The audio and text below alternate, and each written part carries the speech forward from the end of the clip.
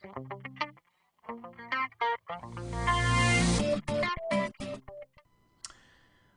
evening, Dan Fitzpatrick here at Stock Market Mentor on Wednesday, January 18th. And I just want to revisit Dollar Tree. I mentioned this yesterday about two ways to trade the pending breakout. One would be buying the breakout.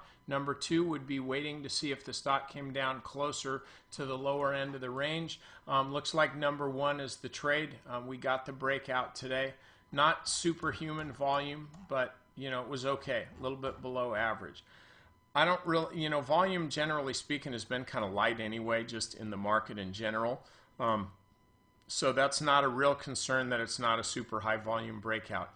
But let's just say you want to stay long the stock.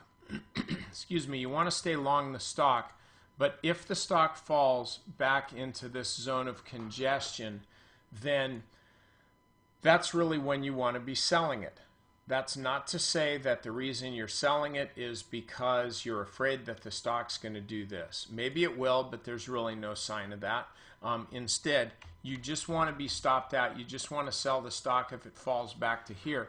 Simply because in this kind of market, and Lord, man, there's a bunch of stuff that you can be buying that's working. In this kind of market, you don't want to have your money tied up in a failed breakout. It just doesn't work. Even if you ultimately are going to make money on it, I would rather be making money now and later than not making money now, but making money later on the money that is just sitting there now. So anyway, use that as basically as your rationale for staying in the trade. But I think Dollar Tree is going to continue to move higher as long as the market's strong. So what you want to do is stay long, again, until or unless the stock starts trading back in the range. Okay, members, I want you to get over to the strategy session. I have 3 sectors that I think are doing extremely well, and you need to be a part of it.